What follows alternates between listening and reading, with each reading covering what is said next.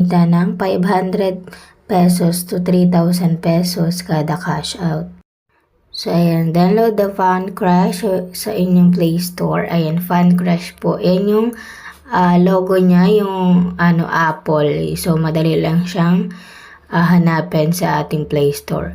So, ayan, pagka-download nyo, mapupunta kayo dito sa pinaka-main menu niya kapag binuksan nyo na tong application na to. So, madali lang ito laruin, guys. So, ayan, magmamatch lang kayo ng kapareho niyang item. So, ayan, pure to, guys, vegetable, yung mga prutas, gulay, ganyan, ayan. So, ayan yung paano laruin. So, laruin lang natin siya. So, kayang-kaya itong gawin ng anak nyong mga day. Yan, kayang-kayang gawin nyo ng grade 1 nyo. So, imamatch nyo lang yung kapareho niyang item. O, ayan, katulad niyan, apple. So, carrot.